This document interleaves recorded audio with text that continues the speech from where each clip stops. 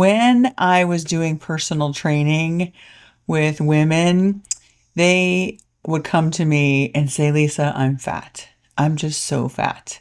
And they would keep repeating this over and over again. And I got on them. I said, don't you dare attach yourself to that label. When you first meet somebody, do you say, hi, I'm fat, and shake their hand? No. You say, hi, I'm Lisa. You might have fat on your body, but you are not fat. I've been working a lot with estranged mamas. I get a lot of mamas, thousands and thousands, which is why I'm starting this new group. If you are interested in it, if you are a mom whose daughter has walked away from her, cut her off, join my one-time healing group from pain to peace, healing for moms estranged from their daughters. And notice how I changed it. Originally, it had estranged mamas in the title. And then I checked myself. I was like, whoa, I'm not practicing what I preach here. I don't want any mom to have that be their label, their identity. Now, I will use it in marketing to call people out and for the algorithm so that you can see the content that I'm doing. But I did change the name of the group because of that.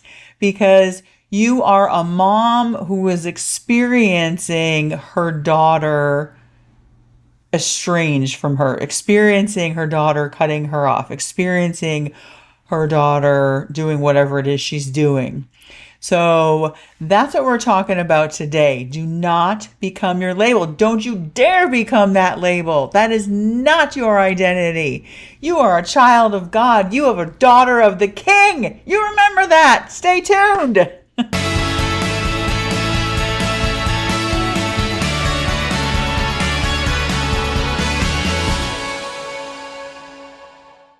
Hi, I'm Lisa Cizak, founder of Worthy Woman Healing Podcast and Worthy Woman Healing Group, which you can join. We meet twice a month.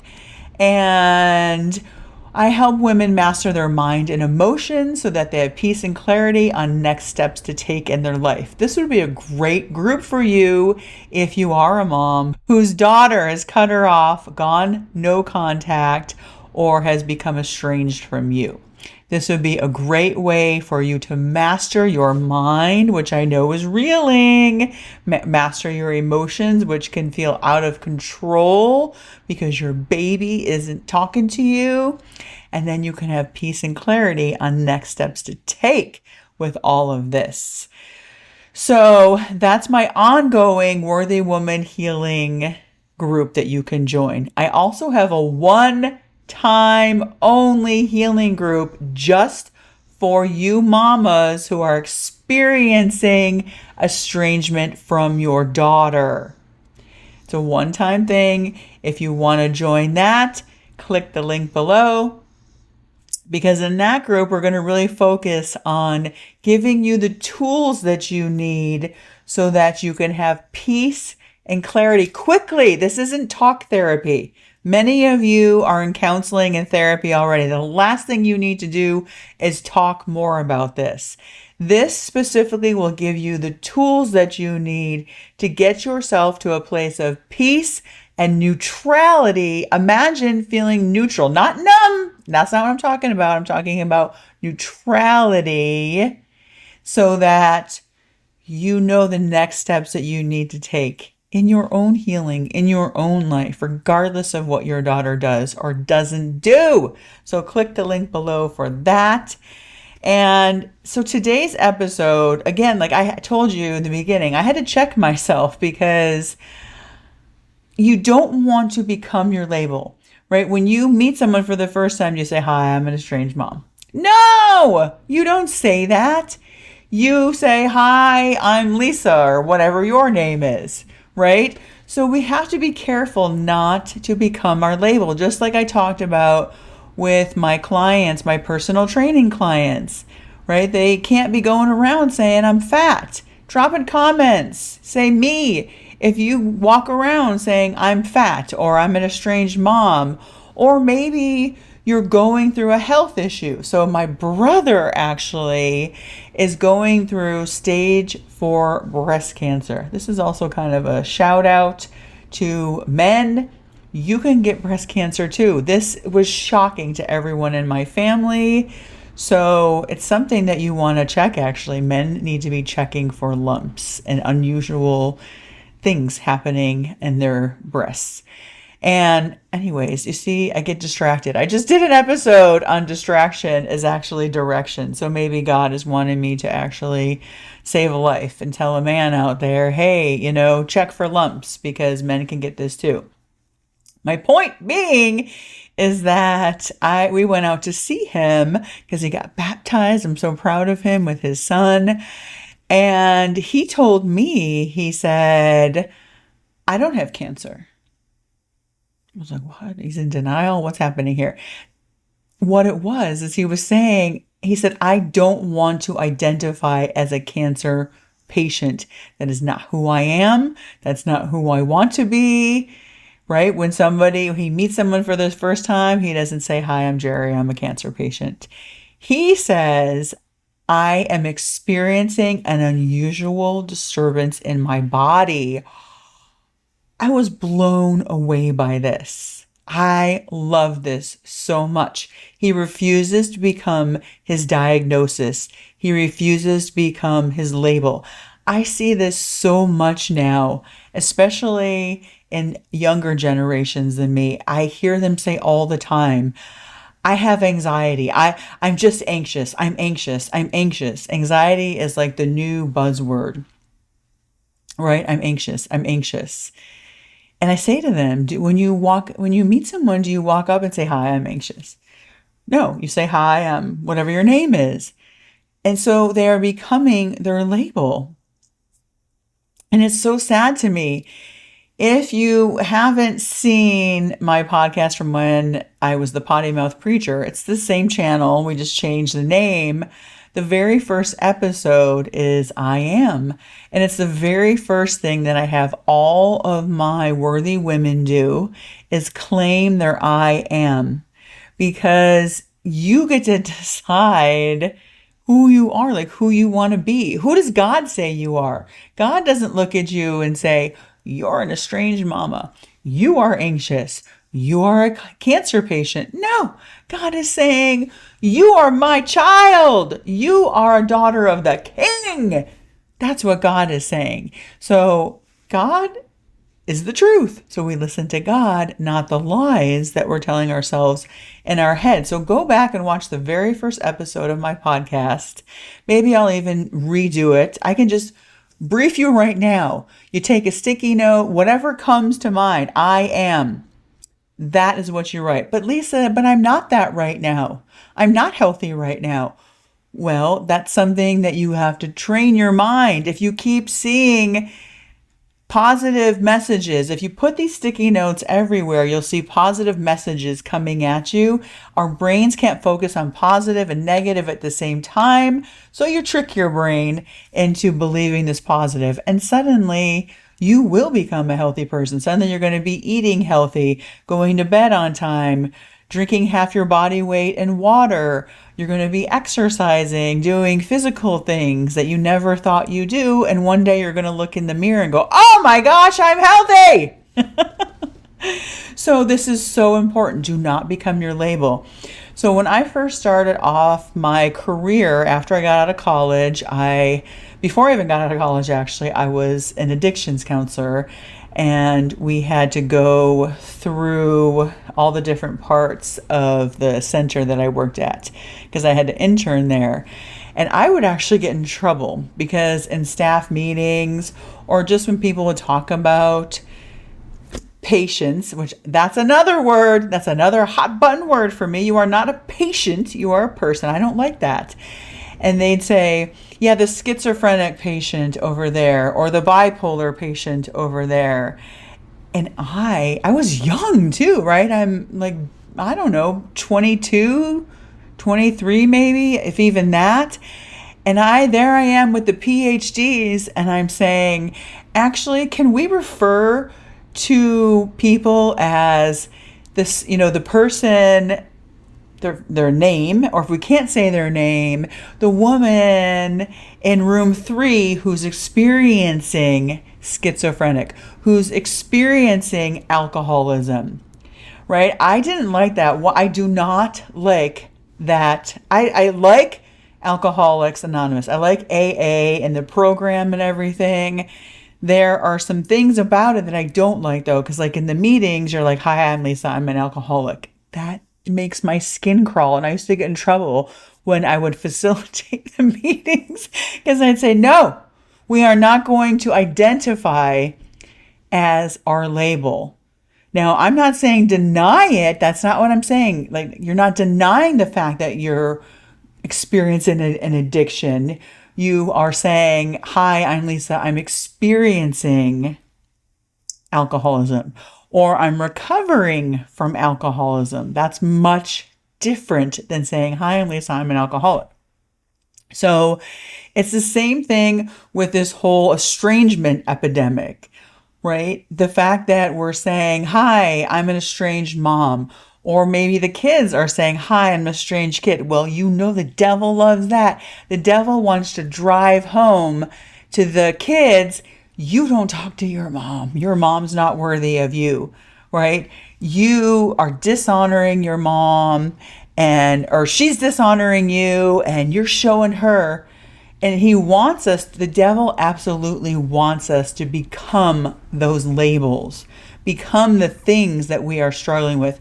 So they are part of our identity, because he does not want our identity to be a child of God. He does not want our identity to be a daughter of the King. Has your adult daughter cut you off, gone no contact, part of this estrangement epidemic, a world you didn't even know of until it happened to you, something you never imagined in a million years would happen to you because you and your daughter were close, you were inseparable, until suddenly one day she just walked away from you and you haven't heard from her in months or years, and you're heartbroken and you're confused and you have guilt and you have shame.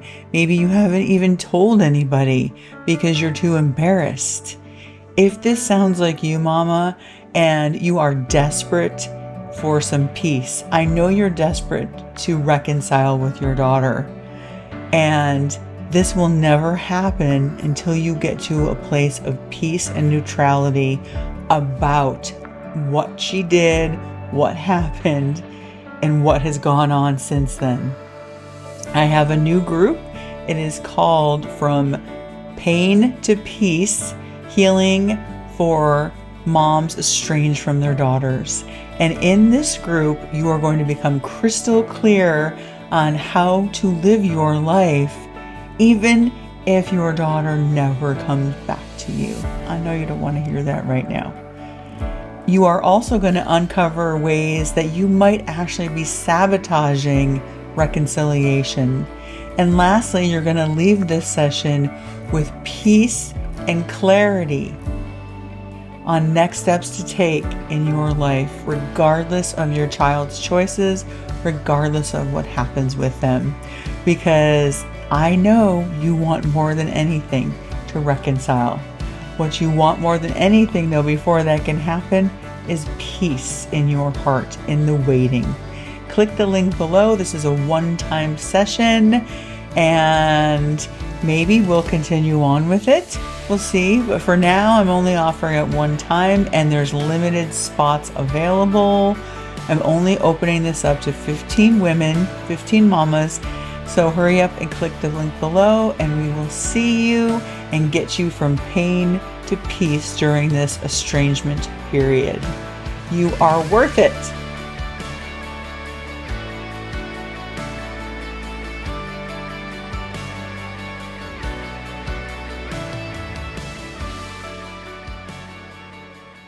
So check yourself for whatever it is you're going through.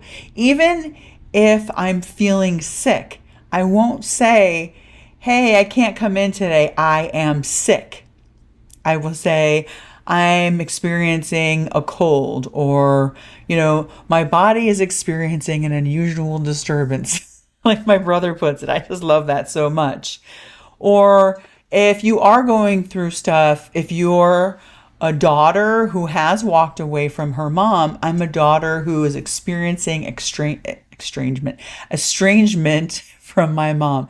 I'm having a lot of trouble speaking today. I don't know why. And I'm praying that my podcast producer is editing out all of this or keep it in. I don't know. This is just real life, right? By the way, if you need a audiobook producer or a podcast producer, Steve Demetrius makes all the magic happen. So I just have to show up and do my thing. He makes it so easy for me. So make sure you look in show notes and you can get his information.